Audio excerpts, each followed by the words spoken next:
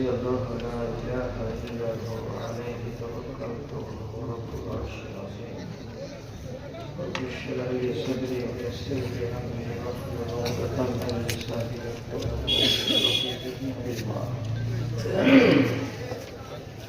السلام عليكم ورحمة الله. وعليكم السلام.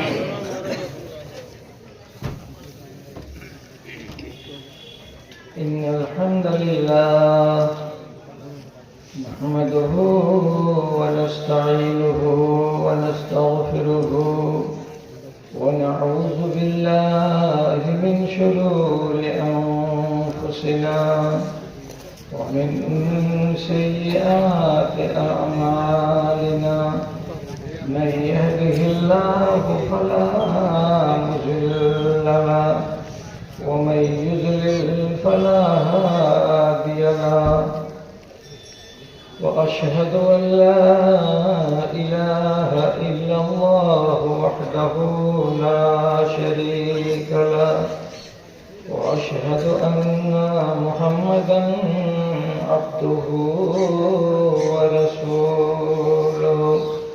أما بعد أعوذ بالله من الشيطان الرجيم. بسم الله الرحمن الرحيم. إنما كان قول المؤمنين إذا دعوا إلى الله ورسوله ليحكم بينهم أن يقولوا سمعنا وأطعنا أولئك هم المفلحون. وقال الله تبارك وتعالى فما لهم عن التذكرة معرضين كأنهم حمر مستنفرة فرت من قسورة.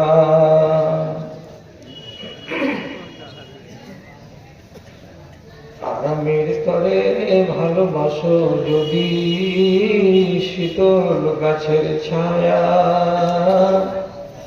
আখিরাত লাগি করো কিছু কাজ ছাড়ো দুনিয়ার মায়া। প্রভুর শরণে ক্ষয় করে দাও তোমার দেহ আর মন। পথিকের বেশে হয়েছে তোমার এ ধরায় আগমন। সব কিছু ফেলে চলে যাবে তুমি আসলে মরণক্ষণ রে আসলে মরণক্ষণ। সাজ সকালে এত ছুটাছুটি কেন বা কিসের নেশায়? সম্বল কিছু করো না জোগাড় বসে আছো কার আশায়?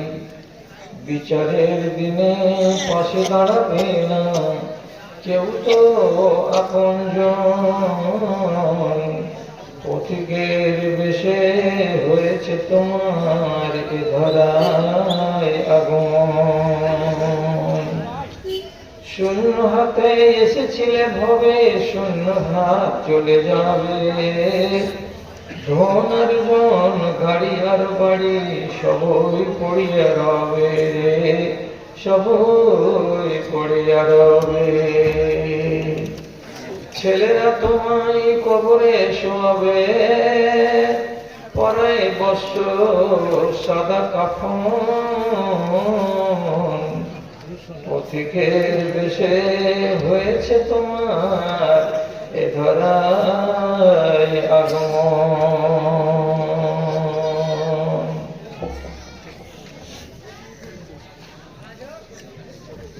মাননীয় সভাপতি সাহেব, সমবেত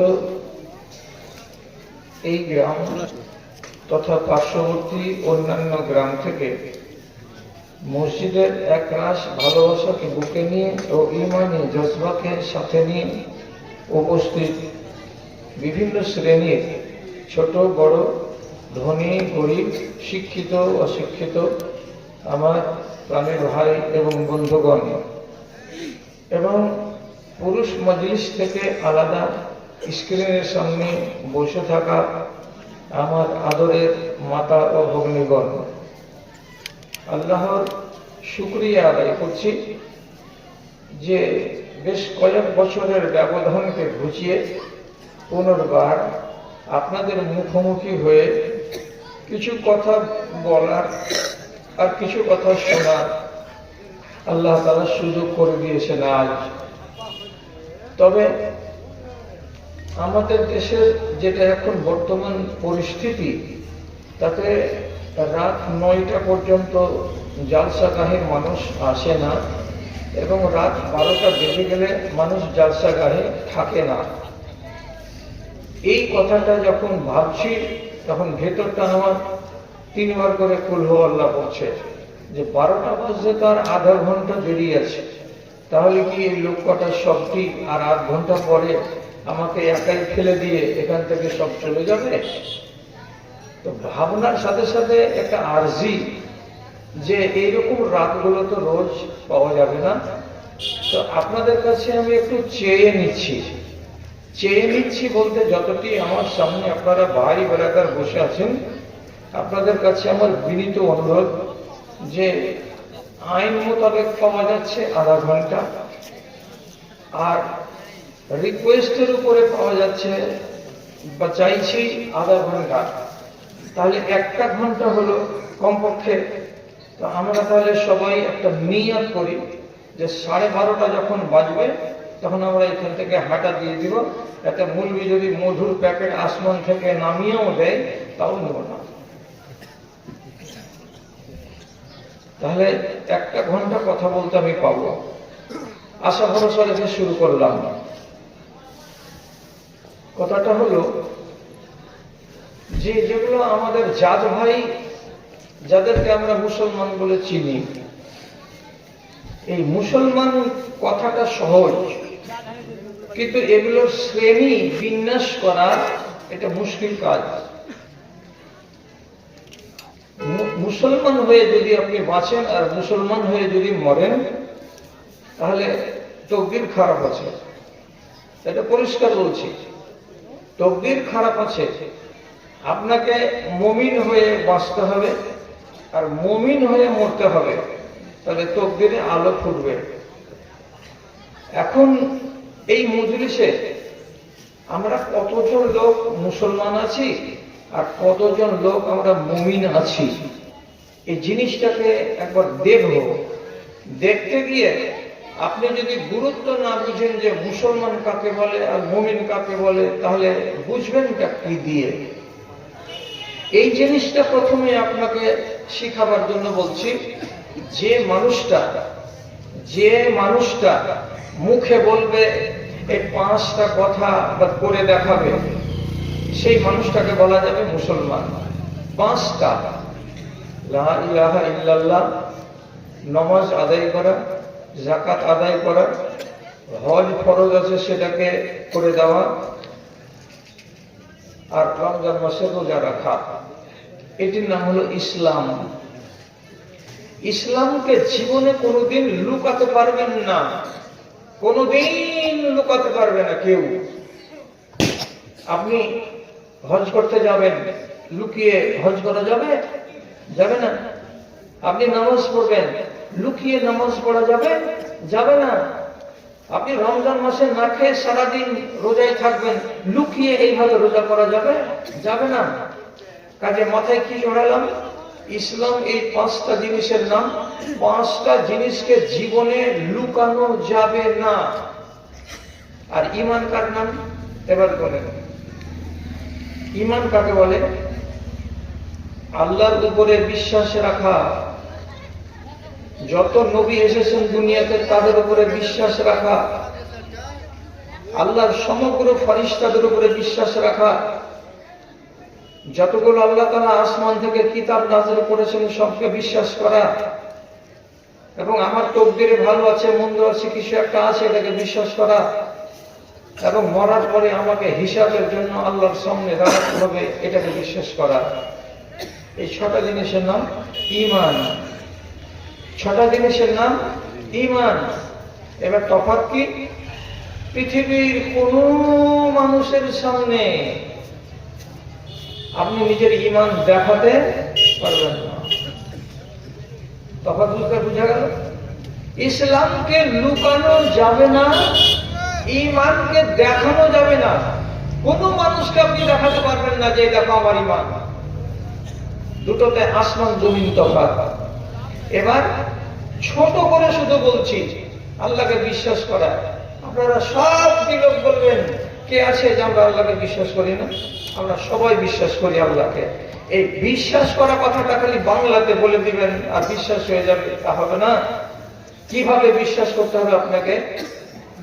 এইভাবে, ওয়াহুয়া মাকুম আইনামা কুনতুম, যেখানেই তুমি থাকো না কেন, নদীর তলায়, পাহাড়ের গুহায়, বিল্ডিং এর ভেতরে, কাচের ঘরে, গাছের উপরে, যে কোনো জায়গায় পৃথিবীর থাকো না কেন, আল্লাহ রাব্বুল আলামিনের রিমোট কন্ট্রোলের মধ্যে আপনি আছেন। 1 সেকেন্ডের জন্য রিমোট থেকে গায়েব হবেন না। কথা বোঝা গেল? এই বিশ্বাসটা গাঢ় করতে হবে অন্তরের ভেতরে। আমার আল্লাহ রাব্বুল আলামিনের আমি চোখের সামনে আছি, আমার রেহাই নেই পার পাওয়ার। আপনাদের মসজিদে সিসি ক্যামেরা লাগা আছে, কাজ ভাঙুক তো কোনো মায়ের না লেবার। কত বড় বাপের বেটা আছিস, তোকে যদি বের করতে না পারা যায় তো কেন লাগানো আছে ওখানে 50,000 টাকা দামের জিনিস? আপনি আল্লাহ রাব্বুল আলামিনের সিসি ক্যামেরাতে আছেন। এই কথাটা মগজে যতদিন পর্যন্ত স্থির না হবে ততদিন পর্যন্ত আপনি বলতে পারবেন না এই কথাটা যে আমি আল্লাহকে বিশ্বাস করি। একটা উদাহরণ আর দিচ্ছি, সহিহ হাদিসে লেখা আছে, فإنه يسمع إلى دبيب نملة سوداء على صخرة سوداء في ليلة سوداء। আমার আল্লাহ রাব্বুল আলামিনের চোখ কত তেজ এবং আমার আল্লাহর কান কত তেজ। তিনি বলছেন, নবীজি বলছেন, একটা কালো পিপীলিকা একটা কালো অন্ধকার রাতে একটা কালো পাহাড়ের উপরে পিলপিল পিলপিল পায়ে চলছে। তো পিপিলিকাটা উত্তর দিকে যাচ্ছে না দক্ষিণ দিকে যাচ্ছে? কয়টা কালো? 3 রকমের কালো। ঘুটঘুটে অন্ধকার কালো রাত, আবার সেই কালো রাতের ভেতরে কালো পাহাড়, আবার ওই কালো পাহাড়ের উপরে কালো পিপিলিকা। এত ঘুটঘুটে ঘুটঘুটে অন্ধকারের ভেতরে পিপিলিকাটা যে পা তুলে তুলে যাচ্ছে, আমার রব বলছেন, আমার নবীকে বললেন, আমি কোটি কোটি মাইল দূর থেকে ওই পিঁপড়ের পা গুলোর তলায় যে আওয়াজটা হয় সে আওয়াজটা পর্যন্ত আমি শুনতে পাই, এবং পিঁপড়াটা কোন দিকে হাঁটা দিচ্ছে আমি সেটাও দেখতে পাই। জোরে বলুন সুবহানাল্লাহ। এই আল্লাহর উপরে বিশ্বাস আছে? আপনি এবার ফজরের নামাজ ছেড়ে দিয়ে খুব মজা করে ল্যাপ মুড়ি দিয়ে শুয়ে আছেন, আপনাকে কে দেখবে? ওখানে কি ক্যামেরা যাবে? যাবে না, ঢাকা পড়ে আছে। আপনাকে আল্লাহ তাআলার নজরে আপনি আসলেন না, ফাঁক পড়ে গেল তো গেল, আল্লাহ ধরতে পারলো না। এটা বিশ্বাস করেন? যদি এই কথাটা আপনি বিশ্বাস করেন যে আমাকে কে দেখলো, আমি তো ঢাকা ছিলাম, ঘরের কোণে ছিলাম, তাহলে গেছে গেছে। এইটার উপরে আপনার ঈমান যতক্ষণ মজবুত না হবে ততক্ষণ পর্যন্ত ঈমান মজবুত হবে না। আর একটা কথা বলে দিয়ে আসল কাজের দিকে আসি, সেটা কি? ফারিস্তার উপরে কেন ঈমান আনবো গো? ওরা কি করে? ফারিস্তার উপরে আপনাকে ঈমান আনতে বলা হলো, না হলে আপনি ঈমানদার নন। লম্বা করে গাল শোনাবো না কেন যে আমার ছেড়ে নেওয়ার টাইম আছে 12:30। কি ফারিস্তার উপরে আপনি ঈমান কেন আনবেন? তার জন্য আপনাকে বলছি, যাদের বাড়িতে বাংলা কোরআন মাজিদ আছে, মা আর খালা আর খালু যতটি লোক আছেন সবকে বলছি, আরে আগুন ধান বিক্রি করে হলো একটা বাংলা কোরআন রাখবেন বাড়িতে, আর কালকে সূরা কাফটাকে পড়বেন, আর পড়ে পড়ে পড়ে পড়ে দেখবেন বাংলাতে তর্জমা কি লেখা আছে। ওইখানে একটা আয়াত আসবে, মা ইয়ালফিযু মিন কাওলিন ইল্লা লাদাইহি রাকিবুন আতীদ। তোমার মুখ দিয়ে যে একটা কথা বেরোবে, ভালো হলেও তা লিখে নেবে, মন্দ হলেও তা লিখে নেবে, এক সেকেন্ড দেরি করবে না। আবার ডান কাঁধে ফেরেশতা আছে আল্লাহ রাব্বুল আলামিনের নিযুক্ত করা। আমি কিভাবে চলছি, আমি কোন জায়গায় যাচ্ছি, আমি কি খাচ্ছি, কোন হারাম জিনিসে হাত লাগাচ্ছি, আমের বাগানে আমি কোন নারীর সঙ্গে অবৈধ সম্পর্ক কায়েম করেছি, পার্কে বসে বসে ঝুপের গোড়ায় এটা অচেনা রমণীর সঙ্গে আমি যে প্রেমের খেলা খেলছি, আর যত কিছু কাজ করি না কেন সমস্ত কিছু আল্লাহর ফেরেশতা ভিডিও রেকর্ড করে নিচ্ছেন। শুধু রেকর্ড নয়, ভিডিও রেকর্ড হয়ে যাচ্ছে। বিশ্বাস করতে হবে। আপনি যদি বলেন এগুলো কোথায় পেলে তুমি, ভিডিও রেকর্ড করার কথা, ভিডিও রেকর্ড তো আজকে হলো। আল্লাহ রাব্বুল আলামিন ১৫০০ বছর আগে কোরআনে নাযিল করেছেন ভিডিও রেকর্ডের কথা। যদি না মানতে পারেন তো দেশের যেগুলো আরো ভালো আলেম আছে তাকে জিজ্ঞেস করবেন। কিয়ামতের দিন একটা লোক, ওকে আল্লাহ তাআলা বলবেন তুই আসামি, বলবে আমি আসামি নই আল্লাহ, আমার বাড়ির বড় তো মসজিদ ছিল, আমি ৫ ওয়াক্তের আযান শুনতাম, আমি নামাজি ছিলাম। আল্লাহ বললেন তুই আসামি, যে জি না আমি আসামি ছিলাম না।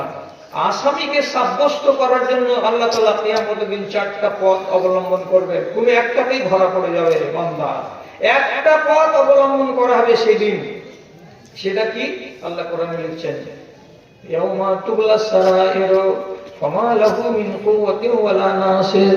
আল্লাহ তাআলা বলবেন ফেরেশতাকে, এ আমার ফেরেশতারা, এই ছেলেটা নিজেকে আসামি বলে স্বীকার করে না, এই ছেলেটা ভিডিও যেগুলো রেকর্ড করেছো চিপসটাকে বার করো, আর বার করার পরে আমার চোখের সামনে ক্যাসেটটাকে চালিয়ে দাও। স্বয়ং আল্লাহ তাআলা বলছেন কিয়ামতের দিন তোমার ভেদের কথাগুলোকে আল্লাহ তাআলা হাজার মানুষের সামনে ক্যামেরা দিয়ে চালিয়ে দেবেন, স্ক্রিনে চলতে লাগবে। কতদিনের আয়ু হলো, যখন বয়সটা ছিল 25 বছর, যখন বয়সটা ছিল 30 বছর, যখন যৌবন আমার গায়ের ভেতরে তেজ হয়েছিল, সেই বয়সে যখন আমি কোনো কুলাঙ্গারি করেছি, যখন আমার দ্বারা কোনো অপরাধ হয়েছে, আল্লাহ তাআলা ওই ক্যাসেটটা চালিয়ে দেবেন। যখন ধীরে ধীরে ধীরে ধীরে ক্যাসেটটা চলতে শুরু হবে, আর একটা অচেনা নারী তোমার কাছে এসে বসবে, তার বাহুতে তুমি হাত লাগাবে, তারপরে চুমাচাটা করবে, তারপরে শারীরিক সম্পর্ক কায়েম করবে। এগুলো সবই হারাম কাজ। যখন একটা একটা করে সিডিতে ভিডিওতে চলতে লাগবে, তখন আওয়াজ করে করে বলবে মালিক বন্ধ করে দাও, মালিক বন্ধ করে দাও। বেইজ্জত হয়ে গেলাম, অপদস্থ হয়ে গেলাম। আল্লাহ তাআলা বলেন ফামা লাইসা মিন লাহু মিন দাফে, তোর বাবারও হিম্মত নেই সিডিকে বন্ধ করে দেওয়ার, তোর 14 গোষ্ঠীর ক্ষমতা নাই এই সিডিকে বন্ধ করে দেওয়ার।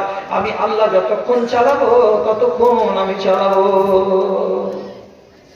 ফেরেশতার উপরে বিশ্বাস রাখতে হবে। আমার ডান আর বাম কাঁধে ফেরেশতা আমার যত কথাবার্তা কাজ সবকে রেকর্ড করছে। এই কথার বিশ্বাস যদি থাকে তাহলে আপনাকে বলা হলো ঈমানদার। ঈমানদারে আর বেঈমানের তফাৎ কি? আর ঈমানদারে আর মুসলমানের তফাৎটা কি? এইবার শুনেন ঠিক করে কথা। কাকে বলে মুমিন আর কাকে বলে মুসলমান? মুসলমান একটা লোক লা ইলাহা পড়েছে, নামাজও পড়ে, রোজাও করে, হজও করে, যাকাত দেয়, ঠিক আছে। তারপরে ওর সামনে যদি অন্যায় চলে আসে, যেমন মোবাইলকেও রেখে দিয়ে চলে গেছে, ভুলে গেছে, মোবাইলটা পুড়িয়ে নিল, ফট করে সুইচ অফ করে দিল।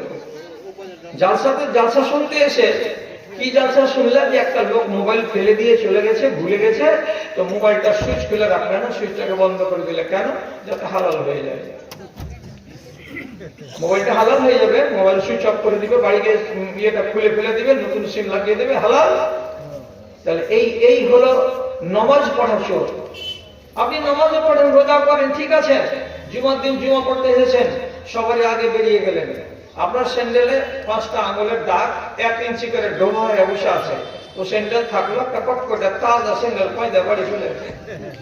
বাড়ি লেগেছেন স্যান্ডেল কখন নিলেন? তাই ঝিঁটি হলো পেলিয়া জুমা করতে গেছিল রে। এটা হলো চোখটা ইমানদার। নামাজও পড়ে দেবে, সাথে সাথে যদি সুযোগ পেয়ে যায় তো শয়তানিও করে দেবে।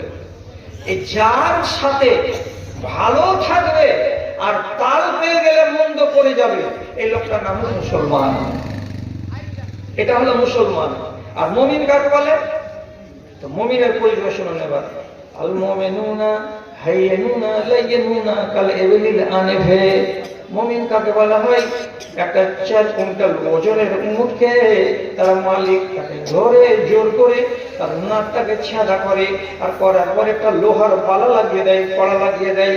সেই কড়াটাতে একটা সুতো বেঁধে দিয়ে একটা নাবালক বাচ্চাকে যদি ধরিয়ে দেয়, তো নাবালক ছেলেটা তার ওজন হবে 40 কেজি, আর ওই ছেলেটা টানবে কাকে? তো 4 কুইন্টাল ওজনের একটা উটকে। তো উটটা নাবালক বলে মাথা ঝাড়া দেয় না, পরে নাবালক মালিক যেদিকে টেনে টেনে নিয়ে যায় সেদিকে সেদিকে তাই মনে হেঁটে হেঁটে যায়। মালিক যদি গরম বালুর করে ইশারা করে বলে বস বস, বসে যা বসে যা, ওইখানে উটটা কোনদিন হুজ্জতি করে না, এরে মালিক তুই আমাকে গরম বালুর উপরে কেন শুয়াবি? প্রতিবাদ করে না, যেখানে শুয়াবে সেখানেই শুয়ে যাবে, বসে যাবে। আবার যদি বলে উঠ উঠে যা, তখনই উঠে যাবে। মালিকের কিঞ্চিত পরিমাণে নাফরমানি করে না। যেমন ওই উটটার নাকে লাগাম লাগানো আছে, নাফরমানি করে না, তেমনি হলো একজন মুসলমান, তার শরীরে, তার হাতে, তার পায়ে, তার চোখে আল্লাহ রাব্বুল আলামিনের পক্ষ থেকে লাগাম লাগানো আছে। লাগাম যেদিকে টানবে সেদিকেই যাবে, উল্টো দিকে এসে হাঁটা দেবে না। এটার নাম মুমিন। আপনাকে এইবার বলা যাবে মুমিন কি? যেদিকে আল্লাহ ডাকছে সেদিকে যাবেন, যেদিকে ডাকে না আমি সেদিকে যাব না। এখন সকালবেলায় আজকাল পয়সাওয়ালা লোক তো অনেক দেশে, আগেকার লোক বড় লোকেদের বাড়িতে বেসিন থাকতো, এখন যে কোনো দিল্লি খাটার বাড়িতে বেসিন আছে, বেসিনের সামনে বড় কাঁচ আছে। আর দেখবেন বর্তমান জমানা যেটা ফুটানি মার্কা মুসলমান, সকাল হয়ে গেল বেসিনের কাছে দাঁড়িয়ে গালে একবার ভর্তি করে সেভিং ক্রিম লাগালো, আর লাগার পরে রেজার আছে, রেজারের ভিতরে লাগিয়ে ছেছে পুরো চেহারাটাকে ঝকঝকে চকচকে করে নিল। এবার ওকে কি বলতে হবে? যখন রেজারটা লাগাতে যাচ্ছ তখন নিজের নফসকে একবার জিজ্ঞেস করো, এই এভাবে ব্লেড চালাবার জন্য তোমাকে কি আল্লাহ তাআলা বা তার নবী বলেছেন? যদি বলে না, রেজারটা হটাও, মুখটা ধুয়ে দাও, তাহলে তুমি ওই উটের মতো হলে যে উট মালিকের কর্মবর্ধন করে। আর তুমি যদি বলো চালিয়ে দিলাম, তো তোমার নবীকে বলেছিলেন চালাও, বলছেন না, নবী বলেছেন চালাবে না, তাহলে নবীকে তুমি বুড়ো আঙুল দেখালে, তাহলে তোমার নাম মুসলমান হবে না মুমিন হবে? নিজের খাতায় নিজে লেখো। আমি কেন লিখবো? ওই দাওয়াতে কে বসে আছে ভদ্রলোক থেকে ওকে কথা দিয়ে উঠে বাড়ি যাবে, তোকে নিন না চোখে ছোড়া উঠে দাও না, উঠে দাও না বাড়িটা। ওর থেকে 1.5 ইঞ্চি আরো উঁচা, খালি মোবাইল হাতে টিপলে পাদা বাড়াবে। আর এদিকে দেখো না কত ফুটানি বাচ্চা, ফুটানি জালসা শুনে না বসে বসে ডাইনে ভাগা ভাগা করছে। আচ্ছা, তো বুঝতে পারা গেল যে মুসলমান কাকে বলে আর মুমিন কাকে বলে। আপনি কিভাবে জীবনটা কাটাবেন, এবার পরিমাণটা বলি। ওই রকমের মানুষ আছে দুনিয়াতে, প্রথমে বলেছিলাম 2 রকমের, এবার খানিকটা সহা হয়ে গেছে আপনার কাজে, আমি এবার পরিষ্কার বলে দিচ্ছি। দুনিয়াতে মুসলমান আছে 3 প্রকারের। একগুলোকে বলা হয় মুসলমান, একগুলোকে বলা হয় মুমিনিন, আর একগুলোকে বলা হয় মুসলিহিন। মুমিন কারা? যারা যেইটুকু আল্লাহ তাআলা ইবাদত দিয়েছেন ফরজ সেইটুকু করে, আর বেশি করতে পারে না, কিন্তু কোনোদিন আল্লাহর অন্যায় মুনকার কাজে হাত দেয় না। মদ খায় না, সুদ খায় না, রান্নিবাজিতে যায় না, বেশ্যাগিরিতে যায় না, চুরিতে যায় না, ছিনতাই যায় না, রাহাজানি করে না, পরনিন্দা করে না, গীবত করে না, মা বাপকে গালমন্দ করে না, ইত্যাদি ইত্যাদি, কোনো মন্দ কাজে যায় না। বাকি ইবাদতের বেলা ওই যে মেরে কেটে 30 দিন রোজা করে দিতে পারবো, মেরে কেটে 5 সপ্তাহ নামাজ কোন রকম পড়ে দিতে পারবো, ও সুন্নাত কিন্তু আমি পড়তে পারবো না, ওই রাতের নামাজ আমি পড়তে পারবো না, আমি আর নফল রোজা টোজা করতে পারবো না।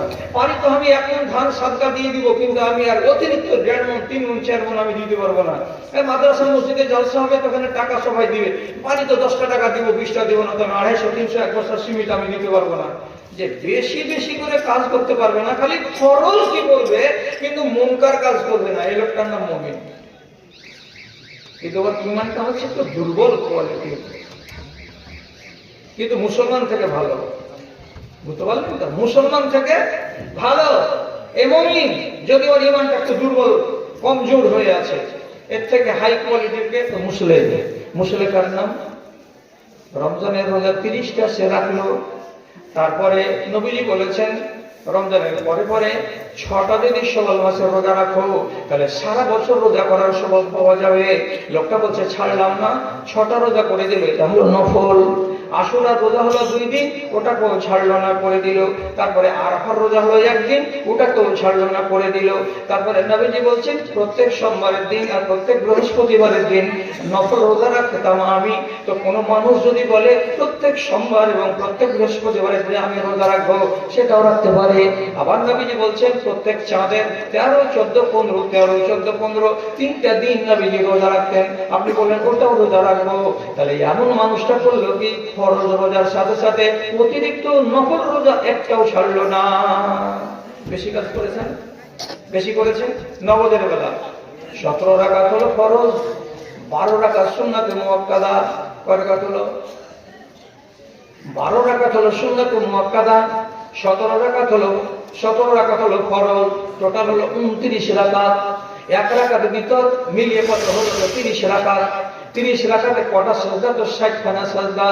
এটি তো দিলাম, দেওয়ার পরে আপনি বলছেন আরো সুযোগ আমি নেব। কি নেব? মসজিদে যেমনি প্রবেশ করবে 2 রাকাত নামাজ পড়বে। এটা নাম হয় মসজিদের নামাজ, তাহিয়াতুল মসজিদ, মসজিদের হক, এটা নামাজ পড়ে। আবার একটা মানুষ আছে কি বেলা 8টা যখন হয়ে যাবে মৌলভীর মুখে শুনেছে কেউ যদি বাঁশ নামাজ পড়ে তো আল্লাহ সওয়াব দেয়, এটাকে বলা হয় চাষ নামাজ, এটাকে বলা হয় বাঁশ নামাজ। লোকটা বাঁশ নামাজও ছাড়ে না। আবার একটা লোক আছে এমন যে লোকটা রাইট টাইমে মসজিদে চলে এসেছে, জোহরের টাইমে, জামাত খাড়া হতে এখনো 15 মিনিট দেরি আছে। তো জোহরের ফরজ নামাজের আগে 4 রাকাত যেটা সুন্নাতে মুআক্কাদা ছিল ওটা পড়ে নেওয়ার পরে মনে মনে বলছে বসে বসে সময় না কাটিয়ে আর 2 রাকাত পড়ে দিই, 4 রাকাত পড়ে দিই। 2 রাকাত 4 রাকাত পড়ে দিলাম, এটা হলো নফল নামাজ। লোকটার জীব হলো না, তখন সে করলো কি রাতের বেলায় রাত্রি 1টা 1:30টার সময় উঠে গিয়ে তারাবির নামাজ পড়তে শুরু করলো। 8 রাকাত তারাবির নামাজ এবং 3 রাকাত ভেতর 11 রাকাত নামাজ সে পড়ে দেয়। এরকম করে অতিরিক্ত নামাজ যারা পড়ে দেয় তাকে বলা হয় মুসলে। এই লোকগুলোর চরিত্র হলো সব ক্ষেত্রে বেশি বেশি করে ইবাদত করা। এবার হাই কোয়ালিটির মুমিন। এই 2 কোয়ালিটির মুমিন মরার পরে বিনা হিসাবে জান্নাত যাবে। বলুন আলহামদুলিল্লাহ। বিনা হিসাবে জান্নাতে যাবে, এদের হিসাব হবে না। একবার হবে না, এই হবে। কেমন হবে? আল্লাহ তাআলা ডাকবেন, ওই শোনো কি নাম? বকুল হোসেন, বাড়ি কোথায়? ভৈরবপুর। হিসাব হয়ে গেল, হিসাব হয়ে গেল। এটা আল্লাহ সবই জানেন যে এই বকুল হোসেনটা কেমন, এটাই হিসেব। আর আরেকটাকে ডাকবে, এই তোমার নাম কি? হ্যাঁ নাম জাদ আলী। তো মাথার চুল তো দেখে লাট্টু মার কালার চাগা দেখে হিসাব দিতে হবে। যখন এর কাছে হিসেব চাইবে এর গোদলা গরম হয়ে যাবে। আল্লাহ কোন কথা কইছো তুমি? যার কাছে নবীজি বলছেন হিসেব আল্লাহ তাআলা চেয়ে নিলেন, এবার তুমি লেখে নিয়ে চলে গেলাম রাসূলুল্লাহ। আর যার কাছে রব্বুল আলামিন হিসাব চাইবেন না, খালি হাজিরি চাইবেন। জাদ আলী এসো, বাড়ি কোথায়? জনপুর। ও দক্ষিণ মাথা, চলো যাও। এটাকে কোরআনে আল্লাহ তাআলা কি বলছেন? হিসাবান ইয়াসীরা। এমন হিসাব হবে যে আসান আসান আসান হবে। আরেকগুলো হিসাব কি হবে? নবীজি বলছেন মান্নুকিশা, যে মানুষটার হিসাব দিতে গিয়ে আল্লাহ তাআলা তন্ন তন্ন করে ধরবেন। তুই কত বছর বেঁচেছিলি? বলে 62 বছর। যৌবন কাল তোর কত বছর? বলে 40 বছর। নামাজ কত সালে ধরেছিলি? বড় বড় চোখ করে হাত করে তাকাবে, মনে পড়ে না আল্লাহজি, ভালো করে বল হিসাব করে। তখন বলবে আল্লাহ একবার মনে পড়ছে 15 বছর বয়সে আমার বাপের সাথে একটা জুমা মসজিদে গেছিলাম, আগেকার দিনটি কি করেছিলি হিসাব লাগা। তারপরে আল্লাহ রাব্বুল আলামিন জিজ্ঞেস করবেন তাকে, ধন কতটি কামাই করেছিলি, কোনখান থেকে করেছিলি, হালালে না হারামে বল। তারপরে জিজ্ঞেস করা হবে দোতলা বাড়ি হলো কোথাকার টাকাই, টাকার ভিতরে হালাল আছে না হারাম আছে, পঞ্চায়েতে মারিং করা টাকা আছে না বাপের ধান বিক্রি করা টাকা আছে, হিসাব লাগা। এমনি করে যখন পাই পাই পাই পাই করে হিসাব আল্লাহ তাআলা শুরু করবেন, গাওয়া গাওয়া সে ধ্বংস হয়ে যাবে, পার পাবে না। জি, তাহলে কি বুঝতে পারছেন? বোঝা যাচ্ছে এই যে কিয়ামতের দিন বিনা হিসাবে জান্নাতে যাবে দুদল, একদল হলো মুমিনিন আর একদল মুসলিহিন। আর যারা মুসলমান আসবে তাদের বেলা দাড়ি পাল্লা একদম পরিষ্কার। কার কার মুখস্থ আছে জি সূরা ইযা জুলজিলাতিল আরজটা দেখাও তো। আরে দেখাও হাত তুলে, ইযা জুলজিলা কয়টা মুলকের আছে? ঘুরে করে 15-20 আর বাকি দিয়ে হুমহুমাদারি। ওই সূরাটাতে লেখা নেই ফামান ইয়ামাল মিসকালা যাররাতিন খায়রান ইয়ারা ওয়া মান ইয়ামাল মিসকালা যাররাতিন শাররান ইয়ারা। সেই দিন রব্বুল আলামিন দাড়ি পাল্লাটাকে খাড়া করবেন, এদিকে নেকি থাকবে, এদিকে পাপ থাকবে।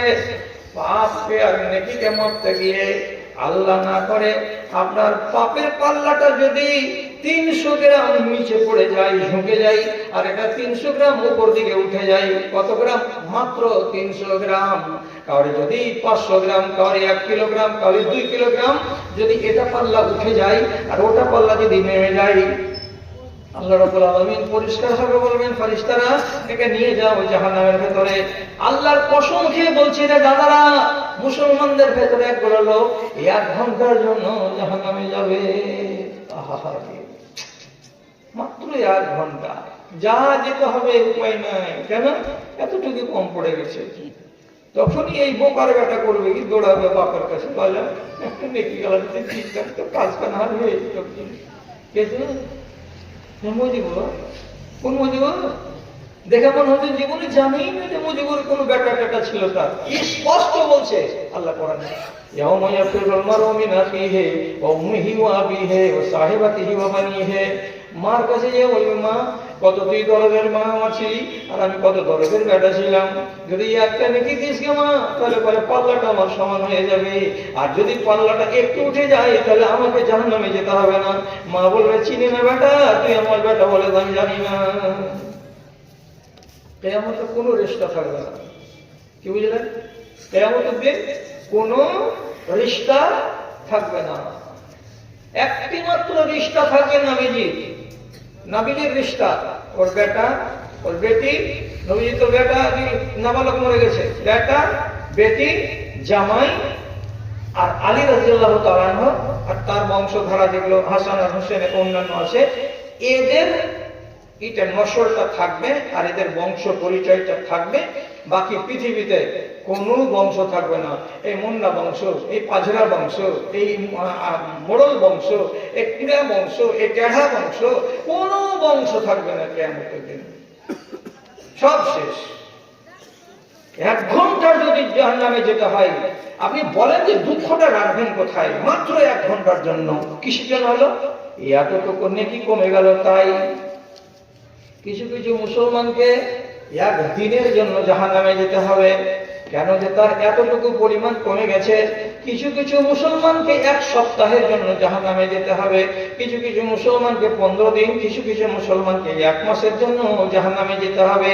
আবার এমনটা যদি হয়ে যায়, তোমার নেকি এবং তোমার বদি, তোমার পাপ যদি দুটোই সমান হয়ে যায়, দুটোই যদি সমান হয়ে যায়, আল্লাহ রাব্বুল আলামিন বলছেন তোমাকে জান্নাত এবং জাহান্নামের মাঝখানে একটা মাস্টার প্ল্যান বাঁধ তৈরি করা আছে। এই বাঁধের উপরে তোমাকে খাড়া করে দেওয়া হবে। যতক্ষণ পর্যন্ত তোমার পাপ কিছুটা ধুয়ে মুছে সাফ না হবে, ততক্ষণ পর্যন্ত জান্নাতের মুখ দেখতে দেওয়া যাবে না। আর আখের ভিতরে যে দাঁড়িয়ে থাকবে, কতদিন দাঁড়িয়ে থাকবে? যতক্ষণ পর্যন্ত গুনাহগুলো ধুয়ে ধুয়ে কিছুটা হালকা না হবে, ততক্ষণ ওখানে দাঁড়িয়ে থাকতে কি ভালো লাগবে? আল্লাহ রাব্বুল আলামিন বলছেন তোমার যে দিকটা জাহান্নামের দিকে থাকবে, সেই দিকটা জাহান্নামের ঠেলা ভোগ করবে, আর যে দিকটা তোমার জান্নাতের দিকে থাকবে, সেই দিকটা আরাম পাবে। একই টাইমে ঠেলা, একই টাইমে আরাম। এটা কেমন হলো আরাম? এটা তো আরাম নয়, এটা হলো আরাম। এইভাবেই তোমাকে থাকতে হবে ওই জায়গায়। শোধ হবে 8 দিনে, তারপরে যাও জান্নাতে। দাড়ি পাল্লা কার? এই সমস্ত মুসলমানদের, যারা নেকিও করে আর যারা পাপও করে, দুটোই চালিয়ে যাচ্ছে। তো মুসলমান, আপনারা মনে মনে বলবেন ভৈরবপুরের লোক তো এত বড় মসজিদ করেছে, এখন কি এরা মুসলমান? এরা সব মুমিনিন। আলহামদুলিল্লাহ আমি মুমিনিন বলবো। এবার আমি আপনাকে একটা কথা বলছি, সে কথাটার দিকে আপনি তাকান। আল্লাহ তাআলা সূরা নূরের ভেতরে বলছেন إنما كان قول المؤمنين إذا دعوا إلى الله ورسوله ليحكم بينهم أن يقولوا سمعنا وأطعنا। যারা মুমিন হবে তাদের পরিচয় হবে এটাই, যখন কোন মানুষ তাদেরকে ডাকবে আল্লাহ রাব্বুল আলামিনের দিকে এবং তার নবীর দিকে, তখন লোকগুলো শুনবে, কথাগুলো শোনার পরে বলবে সামি'না ওয়া আতা'না, শুনলাম রে বাবা শুনলাম, দোকান দিয়ে শুনলাম। আর তারপরে বলবে আতা'না, আমরা মেনে নিলাম, এটা অন্তর থেকে মেনে নিলাম। শুনলাম আর শোনার পরে মেনে নিলাম। যারা এই কথাটা বলবে, শোনার পরে মানার যারা স্বীকৃতি দেবে, তারা কি আল্লাহ তাআলা তখন বলছেন উলাইকা হুমুল মুফলিহুন, এই লোকগুলো হলো কল্যাণ প্রাপ্ত লোক, এরাই নাজাত পাবে কিয়ামতের দিন। তাছাড়া যারা শুনে তারপরে মানে না, এই লোকগুলো কল্যাণ প্রাপ্ত নয়। যারা শুনেও না, যারা মানেও না, তারা কল্যাণ প্রাপ্ত নয়। শর্ত কি দিলেন? সূরা নূর বাংলা তরজমা যার বাড়িতে আছে 51 নম্বর আয়াত আল্লাহ তাআলা যে বললেন, যে ডাকবে এদেরকে আল্লাহ এবং রাসূলের দিকে, কথা শুনবে আর শোনার পরে বলবে শুনলাম আর অন্তর থেকে মেনে নিলাম, তুমি কামিয়াব। এইবার আপনি বলুন, আল্লাহ তাআলা আপনাকে ডেকেছেন কোরআন মাজিদের টোটাল 79 বার। আওয়াজ করেন কয়বার? 79 বার। কি বলে ডাকছেন আল্লাহ তাআলা? দাদারে ভালো করে কথাগুলোর প্রতি গুরুত্ব দাও। এই যে বুড়া বটগাছ আছে, আমি না কখন যে উল্টা পড়বে তো কোনো ঠিক ঠিকানা নেই। আমি যতক্ষণ সময় আপনার গত করব, পাই পাই করে আপনাকে ভালো ভালো কথা আপনার মগজে দিয়ে যাব। আবার আর একদিন বলবেন যে এই কথাটা আমাদেরকে কেউ বলেনি, কেউ না বললে তার দোষ, আমার দোষ নয়। আপনাকে আমি বলে দিচ্ছি, ঠিক করে কথাগুলোকে শুনুন। কোরআন মাজিদে আল্লাহ তাআলা আপনাকে ডাকলেন কতবার? 79 বার। কি বলে ডাকছেন? ইয়া আইয়ুহাল্লাযীনা আমানু, ইয়া আইয়ুহাল্লাযীনা আমানু, হে ঈমানদার লোকেরা। তারপরে রব্বুল আলামিন কি বলবেন? সোজা কথা 79 বার ডেকেছেন, 79টা কথা বলার জন্য। ঠিক না বেটি? 79 বার ডেকেছেন একই কথা বলার জন্য না 79টা কথা বলার জন্য? 79টা কথা বলার জন্য আপনাকে ডেকেছেন। কতবার ডাকলেন আমার মাবুদ? 79 বার ডাকলেন। একবার ডাকছেন আপনাকে, কি বলি? ইয়া আইয়ুহাল্লাযীনা আমানু দুখুলু ফিস-সিলমি কাফা, ও মুমিনেরা যত দুনিয়াতে বেঁচে আসো, জগন্নাথপুর আর টালবাঙ্গার সিরিজ বানাও আর ভৈরবপুর সব মুসলমান মুমিনকে বলছি, তোমরা ঈমানের সীমানার ভেতরে সম্পূর্ণরূপে প্রবেশ করে যাও। ঈমানের সীমানাতে থাকো, ঈমানের বাইরে থাকিও না। দাদারা চালা করেন দেখতো, বুড়ি কবাটুকু ফেলেছেন ছোটকালে, তো বুড়ি যে ঘরখানে থাকে এটা বড় না ছোট? ছোট। বুড়ির যদি পা খাটা আগের উপরে থাকে আর আপনি যদি ওকে ছুঁয়ে নেন, এটা কুড়িল হয় না? হয় না? কুড়িল হয়। আগে পা করে দিলে তোকে থাকতে হবে আগের ভিতরে, আগে কেন পা এলো? কিন্তু খেড়ুরা যে ঘরের ভেতরে আছে ওখানে আগে পা লাগলে কোনো ক্ষতি হবে না, কিন্তু বুড়ি যে ঘরের ভেতরে আছে সে ঘরের আঁকের ভেতরে তোমাকে থাকতে হবে। আঁকে পা দিতে গেলেই তুমি দাঁড়ি।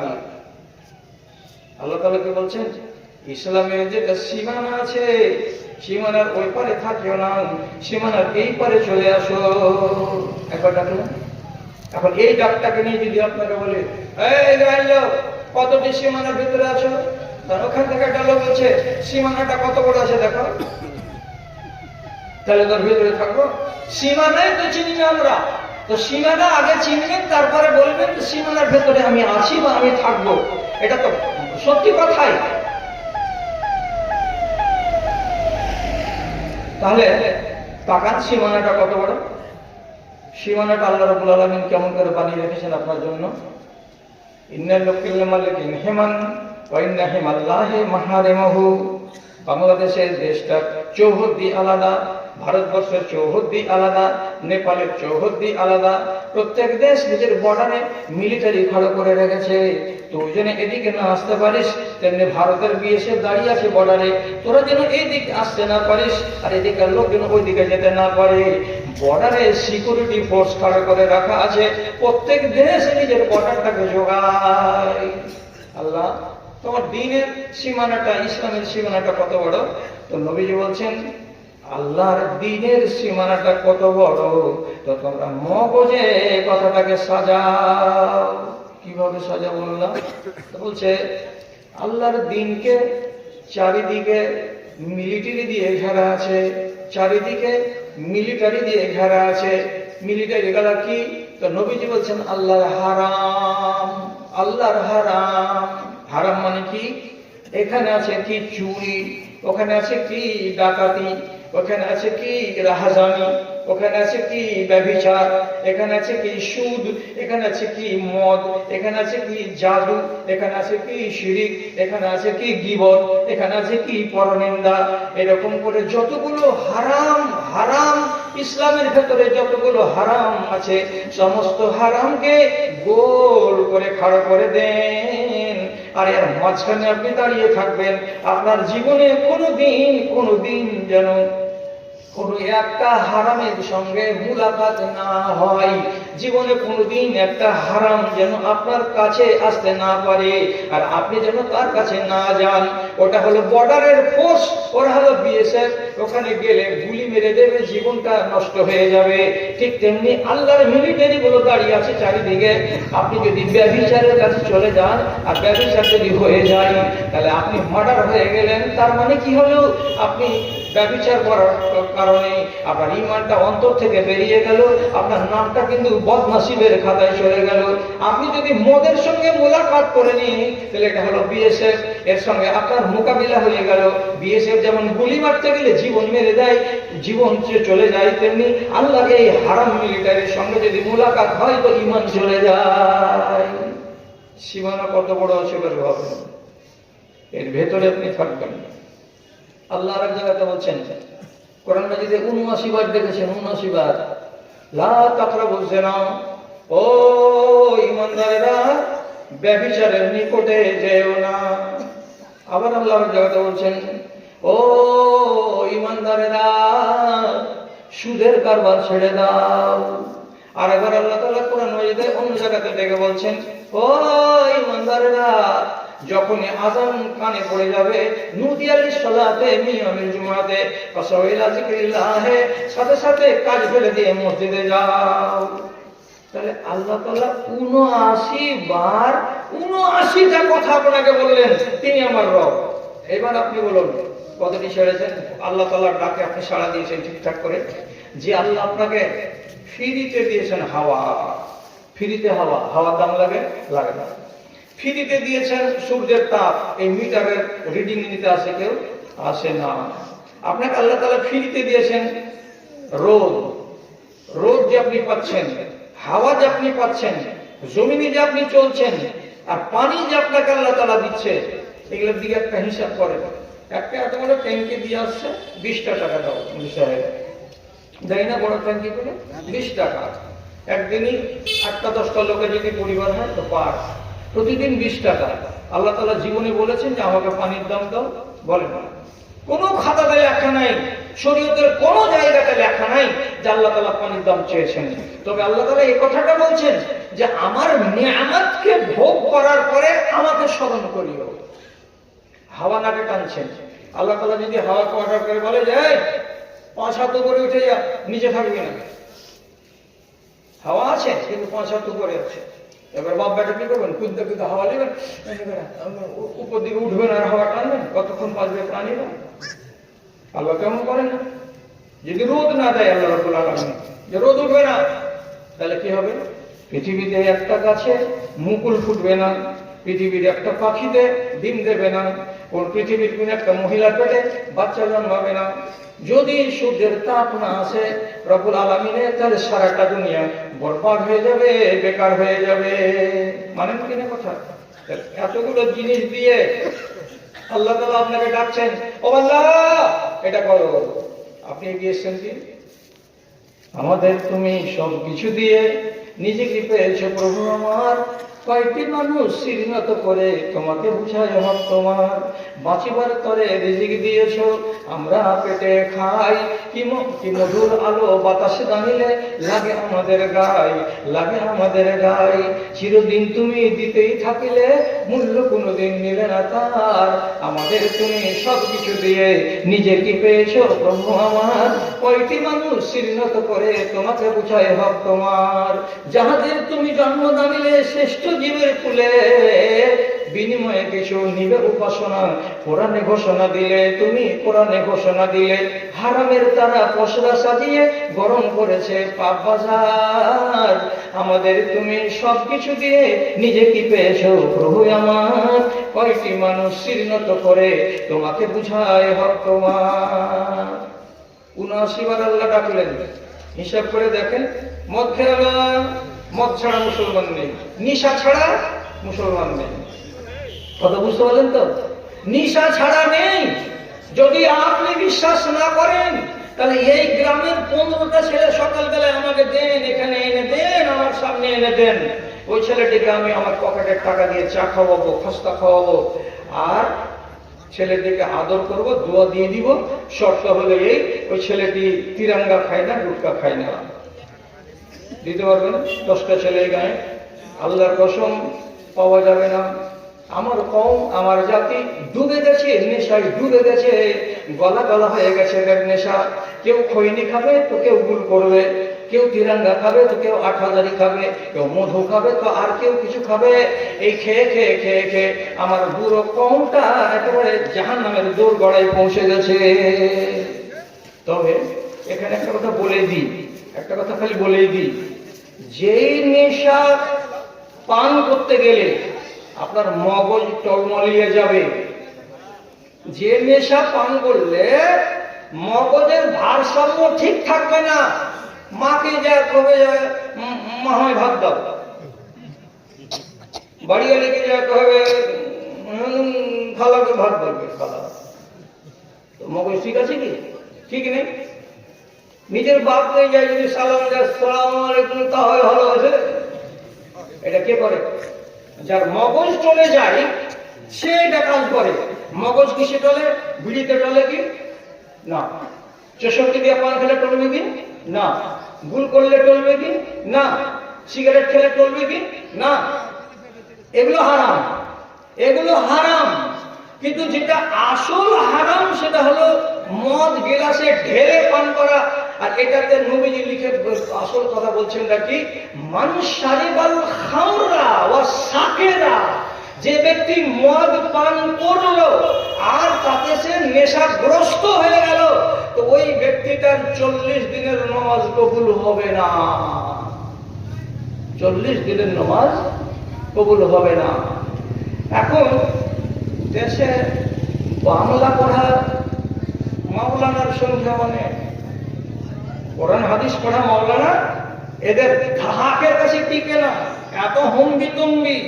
গত পরশুদিন 3 দিন আগে মুর্শিদাবাদের এক মাওলানা একদম বলছে কি যে বেড়ে খেতে গেলে আর সিগারেট পান করলে, জর্দখনি করতে গেলে, গুল খৈনি করতে গেলে 40 দিন তার নামাজ কবুল হবে না। মহা বেকুফ কোথাকার, কাহা কা ইট্টা কাহা কা রোড়া, মানভাটিয়া জোড়া জোড়া মারলাম হাঁটুতে, ফাটিয়ে দিলাম মাথা। বোকার মতো কথা, যে হাদিস জানে না সেগুলো নিয়ে আলোচনা করতে যাওয়া। শিখে রাখেন এগুলো হারাম, কিন্তু আপনার ইবাদত কবুল হবে না 40 দিনের। কিসে?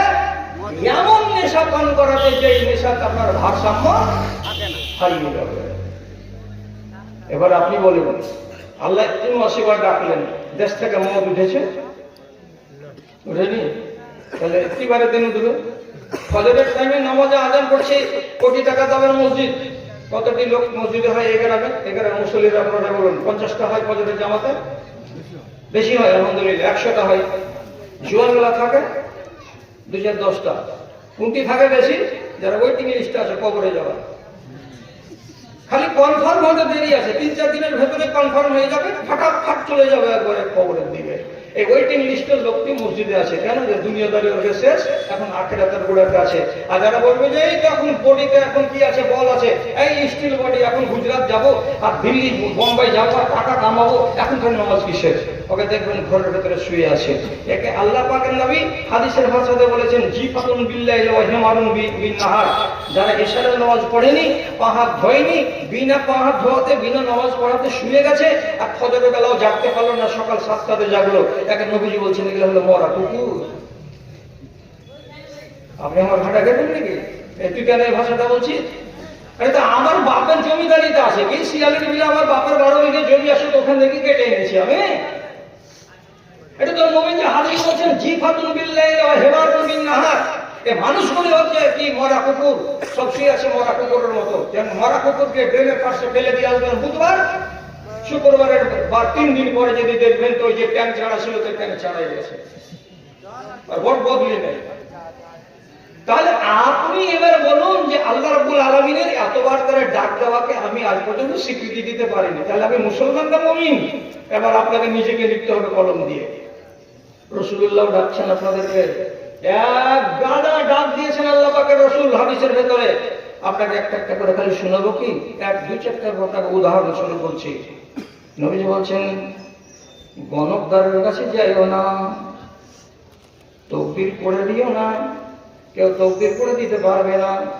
গণকদারের কাছে গিয়ে আংটিটাকে হাতে ধরে নিয়ে বলবে কি, এই আংটি যদি ব্যবহার করো তো ধাতু পড়া বন্ধ হয়ে যাবে, এই আংটি যদি পড়ো তো তাহলে তোমার ফাঁড়া কেটে যাবে, এমন কথা বলে দিয়ে যদি তোমাকে আংটি দেয়, আল্লাহর কসম যে ব্যক্তি কোন গণকদারের কাছে যাবে সে ব্যক্তি নিজের ইমানটাকে বিক্রি করে দিয়ে আসবে।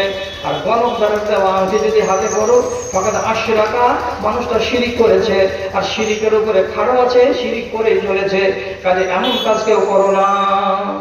অথচ কত মুসলমানের হাতে দেখতে পাবেন রাশির আংটি লাগানো আছে। আচ্ছা, রাসূল কি মানা করেননি? আমার দিকে তাকান, গরু বাছুরের গলায় তোমরা টুনটুনি ঝুলাবে না, নিষেধ আছে। গরু বাছুরের পাশা দিকে কলকি পুড়িয়ে দাগ লাগাবে না, এটা করতে মানা আছে। নবীজি বলছেন করোনার দিকে এমনি করে করে তাকাবে না, এটা নিষেধ করা আছে। তারপর আমি আপনাকে বলছি আল্লাহ পাকের নবী বলেছেন, ও রমণীরা, তোমরা তোমাদের চোখের উপরের এই ভুরু যাকে বলা হয়, ভুরু চুলগুলোকে চিমটে দিয়ে দিয়ে উপরে উপরে পাতল করে নিও না। কিংবা পার্লারে গিয়ে, বিউটি পার্লারে গিয়ে এমন সুন্দর করে সাজগোজ করবে যে বিউটি পার্লারের লোকেরা তোমার চ্যাপটা ভুরুগুলোকে উপরে উপরে সরু বানিয়ে দেবে, আর সরু বানিয়ে দিয়ে তোমাকে সুন্দরী বানিয়ে দেবে। এমন কাজ করতে যেও না। তারপরে নবীজি বলছেন পরচুলা লাগিয়ে তোমার চুলগুলোকে বড় করতে যেও না। রাসূলুল্লাহ বলছেন লাআনাল্লাহুল ওয়াসিলাতা ওয়াল মুস্তাওসিলাতা ওয়াল ওয়াশিমাতা ওয়াল মুস্তাওশিমাতা ওয়াল মুতাফাল্লিজাত। যে নারীরা করে কি, মিস্ত্রির কাছে যায় আর যাওয়ার পরে দাঁতগুলোকে চোখা চোখা করে নাই, যাতে দেখতে ভালো লাগে। যে মেয়ে ছেলেরা ভুরুগুলোকে উপরে পাতলা করে নাই, তাদের উপরে আল্লাহ রাব্বুল আলামিনের লানত হয়। যেই মেয়ে ছেলেরা এবং যেই বেটা ছেলেরা হাতে গোদানি দেয়, হাতে গোদানি গোদানি গোদানি যেগুলো আমাদের দেশে ট্যাটু বলা হয়, যারা ট্যাটু তৈরি করে হাতে, পায়ে, মুখে, কোনো কোনো জায়গায়, এদের উপরে আল্লাহ রাব্বুল আলামিনের লানত। রাসূল তো অনেক কথা বলছেন, আপনি ওদিকে কান করেছেন কি? আবার বলছি ভালো করে তাকান, কথার দিকে খেয়াল করুন। নবীজি বলছেন আশরু মিনাস সুন্নাতে, 10টি হলো আমার সুন্নাত। কি কি 10টি সুন্নাত? গলায় পানি দাও দিয়ে গার্গিল করো, কখন তো ওযুর টাইমে। নাকে পানি দাও দিয়ে নাকটাকে ঝেড়ে দাও, কখন তো ওযু করার টাইমে। এটা আমার সুন্নাত। নবীজি বলছেন তাকিমুল আসফারে, নখ যদি বড় হয়ে যায় নখকে কেটে দাও। নাকফুল এবেতে, বগলের চুলগুলোকে যদি হাতে ধরতে পারো তো ধরে ছিঁড়ে ছিঁড়ে ফেলে দাও। তারপরে নবীজি বলছেন কাশু সারেবে, মুছগুলো কেঁচি দিয়ে ছোট করে দাও। তারপরে নবীজি বলছেন ইফাউল লিহিয়াতে, যদি চেহারায় দাড়ি বেরিয়ে থাকে তো দাড়িগুলোকে ছেড়ে দাও, বড় হতে দাও। তারপরে নবীজি বলছেন হালাকুল আনাতে, যৌনাঙ্গে চুল বের হবে, নাভির নিচে চুলগুলোকে 40 দিনের আগে আগে কেটে সাফ করে দাও। তারপরে নবীজি বলছেন বাড়িতে যদি বেটা ছেলে জন্মে তাহলে অল্প কিছু দিনের মাথায় 5 বছরের হতে হতে তার খাতনাটা করে দাও। এগুলো সবই আমার সুন্নাত, সবই আমার সুন্নাত। নবীজি তো অনেক কথা বলছেন। আল্লাহ বললেন 79 জায়গায় নবীজি তার চাইতে অনেক বেশি জায়গা বলছেন, এটা করে এটা করিও না, এটা ধরে না, এটা ছাড়িও না, কত কথা বলেছেন। আমার দাদারা কত কথা বলার টাইম নাই। আপনারা নিজেরা বলুন তো, যদি সুন্নাতের কথা বললাম, সে সুন্নাত থেকে আপনি কত করে মেনেছেন? আল্লাহর কসম লাগে, আমাদের জাত ভাইয়ের ভেতরে 6 ছেলের বাপ হয়ে গেছে, দাড়ি রাখতে তার ইচ্ছা করে না। আমাদের ভেতরে অনেক আছে এমন মানুষ, গলায় পানি দিয়ে গার্গিল করে না, নাকে পানি দিয়ে নাক ঝাড়ে না। এরা মানেটা কি? সে ওযু করতেও যায় না, নামাজ পড়তে যায় না। আল্লাহর ভালোবাসা কি দিয়ে পাবেন? তাহলে রসুলের ভালোবাসা কি দিয়ে পাবেন? ভালোবাসা নেই তো আমরা কি না খেয়ে মরে গেছি? না খেয়ে মরিনি তো কেন বেঁচে আছি? আল্লাহ তাআলা বলছেন, কাফেরকেও দানা দিব, মুমিনকেও দানা দিব, মুসলমানকেও দানা দিব, কাউকে না খাইয়ে মরব না। কিন্তু জেনে রাখো, কাফেরদের জন্য দুনিয়াটাকে জান্নাত বানিয়েছি, আর মুমিনদের জন্য দুনিয়াটাকে জেলখানা বানিয়েছি। আর মানেটা কি? তো নবীজি বলছেন, জেলখানাতে যেমন সবগুলো সুবিধা পাওয়া যায় না, কষ্ট করতে হয়, ওই রকম মুসলমানদের তোরা দুনিয়াতে কিছুটা কষ্ট করতে হবে। কেমন কষ্ট দিয়ে? আল্লাহ তাআলা নবী বলছেন, চোখে টাটি লাগাতে হবে, মুখে টাটি লাগাতে হবে, কানে টাটি লাগাতে হবে। এর মানে কি? যেটা ইচ্ছা সেটাই কানে তুলিও না, যেটা ইচ্ছা সেটা চোখ দিয়ে দেখিও না, আর যেটা ইচ্ছা মনে লাগবে সেটাই মুখে ভরিও না। এটা হলো মুমিনদের জন্য জেলখানা। কিন্তু কাফেরদের জন্য তো এই লাইন নেই। ওরা যেটা ইচ্ছা সেটা করতে পারে, যাহা ইচ্ছা তাহা করতে পারে। তাহলে এটা আমার জন্য কষ্ট কি না? এই কষ্টটা যারা মেনে নিতে পারলো তারা হলো কামিয়াব। তারা কামিয়াব কেন? যে নবীজি হাদিসের ভিতরে বলছেন, খেয়াল করুন কথার দিকে। আপনার সাথে আমার কথা করা আছে রাত 12টা বলতে 10 মিনিট এখনো দেরি আছে। তালগাছি বলছি, ভৈরবপুরের লোক, কথা উল্টা করিয়েন না। যেটা কথা রিকোয়েস্ট করেছি আপনাদের